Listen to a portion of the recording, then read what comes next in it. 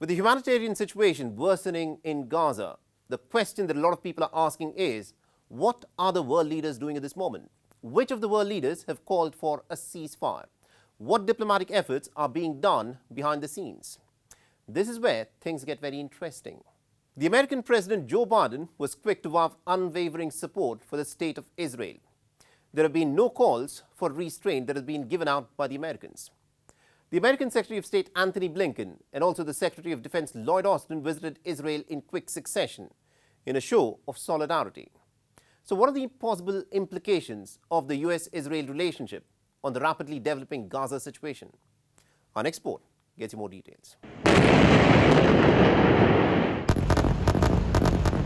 As Israel and Hamas continued to trade heavy fire on Thursday, United States Secretary of State Antony Blinken visited Tel Aviv in a public show of solidarity.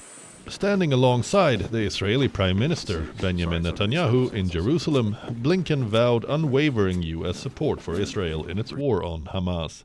The message that I bring to Israel is this: you may be strong enough on your own to defend yourself, but as long as America exists, you will never ever have to. We will always be there by your side. Acknowledging the legitimate aspirations of the Palestinians, he claimed that the Islamist militants Hamas cannot claim to be the representatives of the Palestinians. We know Hamas doesn't represent the Palestinian people or their legitimate aspirations to live with equal measures of security, freedom, justice, opportunity, and dignity.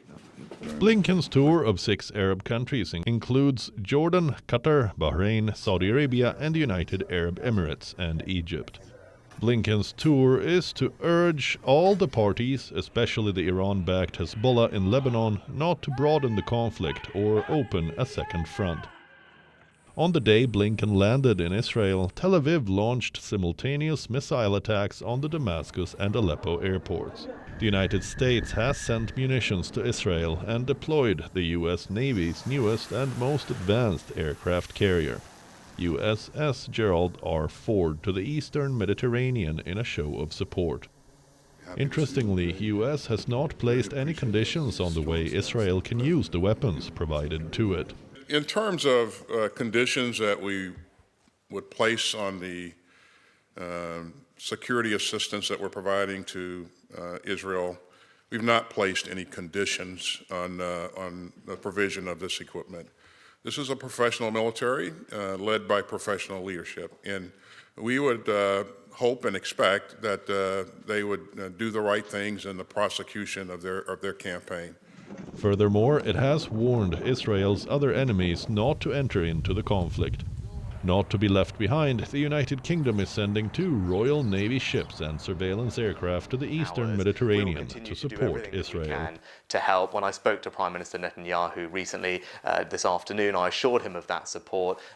In some chilling reports filed by Human Rights Watch, Tel Aviv has reportedly used white phosphorus weapons in southern Lebanon, in a clear message to the Hezbollah that any involvement from its front will have devastating consequences, and that Israel would not hold back from using the deadliest weapons it has in its possession. But the Hezbollah, which fought a devastating 34-day-long war against Israel in 2006, has insisted that it is watching the developments unfolding in the Gaza Strip every minute. We are following moment by moment. The behind-the-scenes calls with us by great powers, Arab countries, envoys of the United Nations, directly and indirectly asking us not to interfere in the battle will have no effect. And every time we ask them, why do you not stop the war? They tell us, do not intervene in the battle.